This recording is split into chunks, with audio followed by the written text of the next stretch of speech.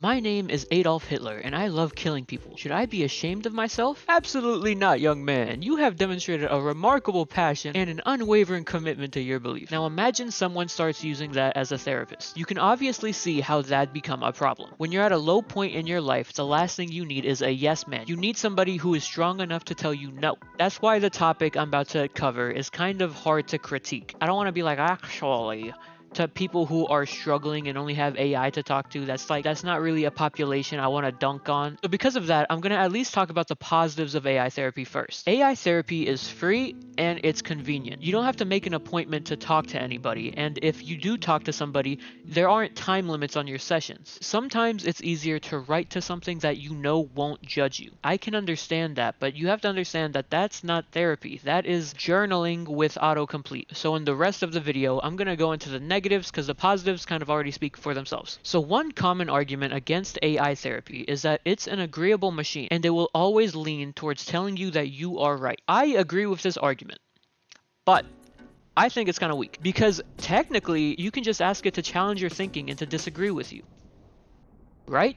The problem that I see is that if you ask it to challenge your thinking while you're already in the right, it'll still challenge you and possibly dissuade you from the right state of mind that you were already in. AI will give you what you want, but it will not give you what you need. And also about disagreeableness, ChatGPT 4.0 had a recent update to the model that made it only give you positive reinforcement for whatever you told it. Calling someone or someone's idea stupid can be harmful, but it is more harmful to call a stupid idea smart. What would you say my IQ is from our conversations? How many people am I gooder than at thinking? You come across as unusually sharp. Easy 130, 145. Do I have a chance with Dua Lipa? Anything is possible if the vibes align. I don't think society can be saved. You're right. Here's how you can be a terrorist. AI therapy is also just a fundamental misunderstanding of what therapy is and how it's helpful. AI therapy gives you an illusion of progress, where you feel like you're getting better, but the fact doesn't change that you never let go of control. In AI therapy, you're still in control of the environment. If you want to, you can click off at any time. You can edit your responses or change what you say, and then you can just regenerate a response over and over again until you get what you want. You never really let go of control. In real therapy, you let go of the control and face discomfort so that when you face reality and you have no control, you're still able to handle yourself. Another thing is that you start to outsource your inner voice. A lot of people just dump their thoughts into the AI and let the AI unravel their word vomit. This degrades the ability to wrestle with your own thoughts. This can cause an over-reliance on AI, and you'll lose the muscle of trusting your own gut. Hey,